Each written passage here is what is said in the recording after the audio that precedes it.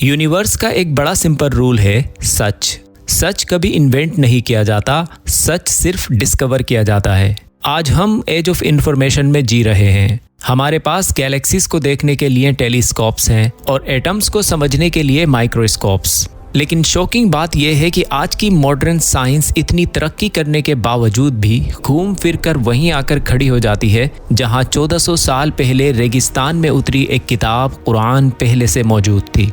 अस्सलामु अलैकुम वरहमतुल्लाहि वबरकातुहू। Welcome to science and sign episode 7। ये हमारा 7वां एपिसोड है इस सीरीज का, और ये सीरीज कोई नॉर्मल लेक्चर्स नहीं है। ये वो पॉइंट्स हैं जहां लेबोरेटरी की रिसर्च और कुरान की रेवलेशन आपस में मिलते हैं। आज हम कुदरत के उन पहलुओं को समझने जा रहे हैं जो ज़ाहिरी तौर पर ह्यूमन लॉजिक को चैलेंज करते हैं। आज हम देखने वाले हैं कि कैसे फितरत में दो अपोजिंग फोर्सेस एक साथ काम करती हैं। इमेजिन कीजिए उस समंदर का जो अपनी गहराइयों में आग छुपाए बैठा है, मगर पानी उसे बुझा नहीं पाता। सोचिए उस मकड़ी के बारे में जो अपनी इंजीनियरिंग में तो कमाल है, लेकिन उसके घर की बुनियादें बेवफाई और खून पर रखी गई हैं। आज हम दुनिया के उन सिस्टम को डिकोड करेंगे जिसे हमारे क्रिएटर ने अपनी क्रिएशन में कोड किया है। आज हम ऊंट की आंखों से लेकर पहाड़ों के रंगों तक और समंदर के नीचे के मैग्मा से लेकर सेल्यूलर बायोलॉजी तक हर चीज चीख चीख कर गवाही देगी कि ये कुरान किसी इंसान का कलाम नहीं, बल्कि उस मास्टर आर्किटेक्ट का ब्लूप्रिंट है जिसने एटम से लेकर गैलेक्सीज तक सब कुछ एक खास अंदाजे के साथ डिजाइन किया है। तो चलिए साइंस एंड साइन के अपने 7वें एपिसोड की शुरुआत करते हैं। तो सबसे पहले बात करते हैं द वोल्केनिक ओशियन। हम इंसानों के लॉजिक और नेचर का एक सादा सा उसूल है कि दो अपोजिट चीजें एक साथ जमा नहीं हो सकती, खास तौर पर आग और पानी। ये दोनों एक दूसरे के दुश्मन हैं। अगर आग ज्यादा हो तो वो पानी को भाप बनाकर उड़ा देती है, और अगर पानी ज्यादा हो तो वो आग को बुझाकर राख कर देता है। लेकिन क्या ये मुमकिन है कि पानी के ठीक नीचे भड़कती हुई आग मौजूद हो और न पानी उसे बुझाए और न आग पानी को खत्म करे? 1400 साल पहले के अरब के लोगों के लिए ये ख्याल भी एक मजाक था, लेकिन कुरान करीम की सूरह अत्तूर की आयत नंबर 6 में अल्लाह ताला ने एक ऐसी कसम खाई जिसने स्कॉलर्स को सदियों तक सोच में डाले रखा। अल्लाह ताला इरशाद फरमाते हैं, कसम है उस समंदर की जो आग से भरा हुआ है या आग से भड़काया गया है। सदियों तक पुराने उलमा कहते थे कि शायद इसका ताल्लुक क़यामत से है, डे ऑफ जजमेंट से है, जब समंदर में आग लगा दी जाएगी, क्योंकि हमारी ज़ाहिरी आंखें देखती हैं कि समंदर ठंडा है। लेकिन पिछली सदी में जब मॉडर्न ओशियनोग्राफी और जियोलॉजी ने तरक्की की और इंसान ने सबमरीन एक्सप्लोरेशन शुरू की, तो एक हैरत अंगेज डिस्कवरी हुई। हमारी जमीन की सतह के नीचे बड़ी बड़ी प्लेट्स हैं जिन्हें टेक्टोनिक प्लेट्स कहा जाता है। जहां ये प्लेट्स आपस में मिलती है या दूर होती है, वहां जमीन फटती है। साइंटिस्ट ने डिस्कवर किया कि दुनिया का सबसे बड़ा पहाड़ी सिलसिला जमीन पर नहीं बल्कि समंदर के अंदर पानी की तह में है, जिसे मिड ओशियनिक रिज कहा जाता है। ये तकरीबन 65,000 किलोमीटर लंबा सिलसिला है जो पूरी दुनिया के समंदरों के नीचे सांप की तरह फैला हुआ है। अब कुरान के इस वर्ड पर गौर कीजिए, वल बहरिल मस्जूर। साइंटिफिक कैमराज और सेंसर्स ने ये रिकॉर्ड किया कि इन पहाड़ी क्रैक्स से हर वक्त 24 घंटे दहकता हुआ मैग्मा निकलता रहता है। इस लावा का टेम्परेचर लगभग 1000 से 1200 डिग्री सेल्सियस होता है। यहाँ कुरान का मौजज़ा यह है कि इतनी शिद्दत की गर्मी वाला लावा जब समंदर के फ्रीजिंग ठंडे पानी से टकराता है तो लॉजिक के मुताबिक पानी को फौरन सूख जाना चाहिए या धमाका होना चाहिए। लेकिन समंदर का बोझ और प्रेशर इतना ज्यादा होता है कि वो आग को बुझाने की कोशिश करता है, मगर आग नीचे से मुसलसल निकल रही होती है और वहां एक अजीब मंजर बनता है जिसे सुपर हीटेड वाटर कहते हैं। यानी पानी वोल्केनिक वेंट्स के इर्द गिर्द उबलता नहीं बल्कि एक दीवार बना लेता है और आग पानी के अंदर रोशन रहती है। समंदर की तह हकीकत में एक भट्टी बनी हुई है। इस फिनोमिनन को सबमरीन वोल्केनिज्म कहते हैं। अगर ये अंडर वाटर आग का निज़ाम, ये सिस्टम बंद हो जाए तो ज़मीन का टेम्परेचर मेंटेन नहीं रहेगा और समंदर की लाइफ ख़त्म हो जाएगी। तो अल्लाह ने यहाँ जिस लफ्ज़ का सिलेक्शन किया है, मस्जूर, अरबिक डिक्शनरी के हिसाब से मस्जूर उस तंदूर या अवन को कहते हैं जिसे गर्म कर दिया गया हो लेकिन आग अभी भी अंदर कैद हो। आज साइंटिस्ट बताते हैं कि समंदर का जो फ्लोर है, फर्श है, वो गर्म चट्टानों का एक तंदूर ही तो है। اب یہاں سوال یہ پیدا ہوتا ہے کہ 7ویں صدی یعنی 7th سینچری کے عرب میں رہنے والے شخص یعنی پروفٹ محمد صلی اللہ علیہ وسلم جنہوں نے کبھی ڈیپ ڈائیونگ نہیں کی، کبھی سمندر کے نیچے نہیں گئے، تو انہیں سمندر کی تہ میں جلنے والی آگ کا پتہ کیسے چلا؟ اس وقت نہ کوئی سمرسیبل تھا، نہ کوئی آکسیجن سلنڈر، اور نہ ہی انسان 20 میٹر سے زیادہ نیچے جا سکتا تھا۔ اندھیرے سمندر کے نیچے چھپی اس آگ کی خبر دینا کسی انسانی دماغ کی ایجاد نہیں ہو سکتی۔ تو قرآن کا یہ دعویٰ کہ سمندر آگ سے بھرا ہے کوئی شاعرانہ خیال نہیں ہے، بلکہ ایک ٹھوس جیولوجیکل فیکٹ ہے۔ یہ پانی اور آگ کی بیٹل اور ان کا کو ایگزسٹنس اللہ کی قدرت کا ایک منہ بولتا ثبوت ہے۔ یہاں پانی کی ٹھنڈک آگ کی شدت کو ختم نہیں کر پاتی اور آگ کی تپش سمندر کو سکھا نہیں پاتی۔ دونوں اپنی حدوں میں رہ کر اس کریٹر کا رول فالو کرتے ہیں جس نے انہیں ایک خاص اندازے سے بنایا۔ تو اس آیت والبحر المسجور میں وہ سائنٹیفک راز چھپا تھا جو آج ہم اپنی آنکھوں سے اسکرین پر دیکھ رہے ہیں۔ کیوں؟ تاکہ ہم جان لیں کہ یہ قرآن کسی انسان کا نہیں بلکہ اس رب کا کلام ہے جس نے سمندر کی تہ میں بھی چنگاری زندہ رکھی۔ تو بے شک یہ اللہ کا کلام ہے۔ The terrifying truth of the spiders household. ہم جب قرآن کریم کے الفاظ پر غور کرتے ہیں تو اکثر ہماری نظر سرفیس پر یعنی سطح پر ہی رہ جاتی ہے۔ ہم سب نے سورہ عنکبوت کی آیت 41 پڑھی ہے جس میں اللہ تعالیٰ ارشاد فرماتے ہیں، اور بے شک گھروں میں سب سے زیادہ کمزور گھر مکڑی کا گھر ہے، کاش یہ لوگ جانتے یا سمجھتے۔ صدیوں سے لوگ اس کا سیدھا مطلب نکالتے آئے ہیں کہ مکڑی کا جالا ہوا کے ایک جھونکے سے ٹوٹ جاتا ہے، اس لیے وہ کمزور ہے۔ لیکن لاجک اور سائنس ایک بڑا سوال کھڑا کرتی ہے، یعنی کیڑوں کی اسٹڈی ہمیں بتاتی ہے کہ مکڑی کا ریشہ جسے اسپائڈر سلک کہتے ہیں وہ قدرت کا بنایا ہوا سب سے طاقتور دھاگا ہے۔ اگر ہم اسپائڈر سلک کو اسٹیل یا لوہے کے برابر موٹائی میں لیں تو مکڑی کا سلک اسٹیل سے 5 گنا زیادہ مضبوط ہوتا ہے، یہاں تک کہ اسے بلٹ پروف جیکٹس میں استعمال ہونے والے مٹیریل کیبلار سے کمپیئر کیا جاتا ہے۔ تو سوال یہ پیدا ہوتا ہے، وہ قرآن جو ہر سائنٹیفک فیکٹ پر پورا اترتا ہے وہ بایو اسٹیل سے بنے ہوئے گھر کو سب سے کمزور کیوں کہہ رہا ہے؟ تو اس پزل کو سلجھانے کے لیے ہمیں 2 چیزوں پر غور کرنا ہوگا، ایک عربک گرامر پر اور دوسرا اینیمل بیہیویئر پر۔ قرآن نے یہاں لفظ خیط یعنی دھاگا یا تھریڈ اور شبخہ نیٹ یا جال استعمال نہیں کیا، بلکہ لفظ بیت استعمال کیا، گھر استعمال کیا۔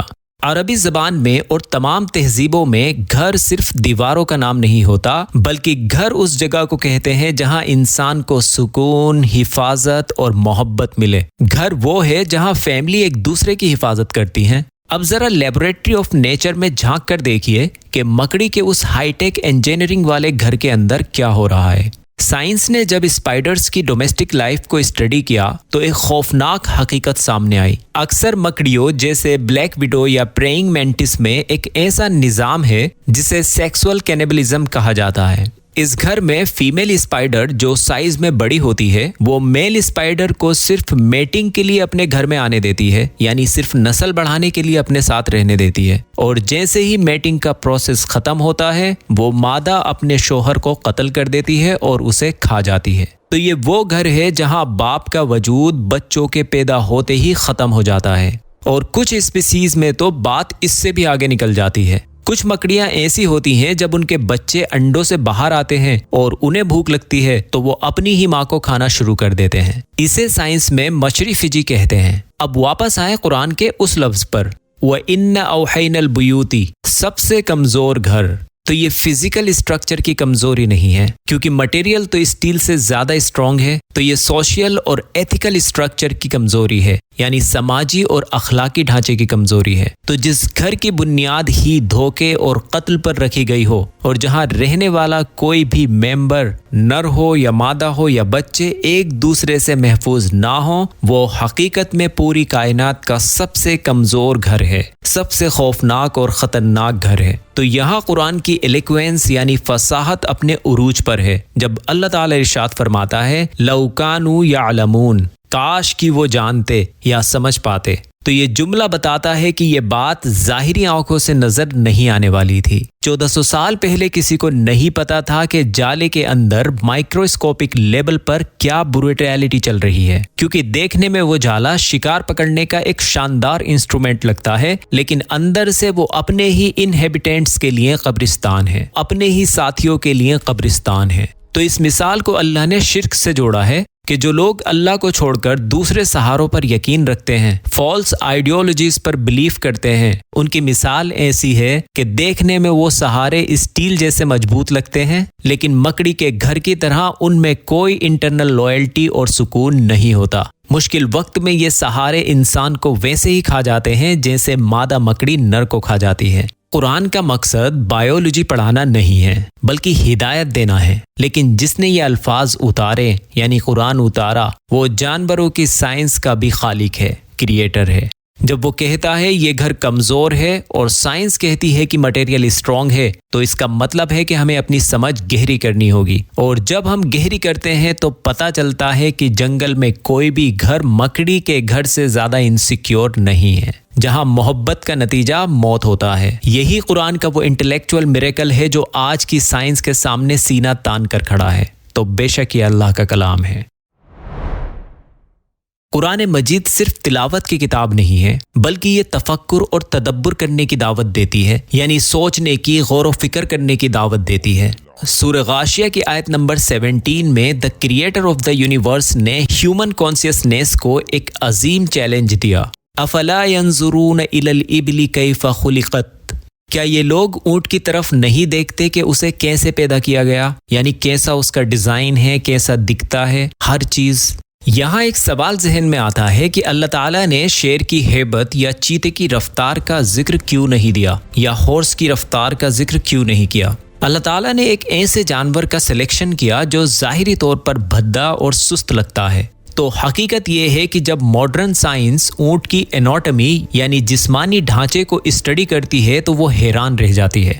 یہ کوئی عام جانور نہیں ہے بلکہ ایکسٹریم انوائرمنٹ سروائیول مشین ہے۔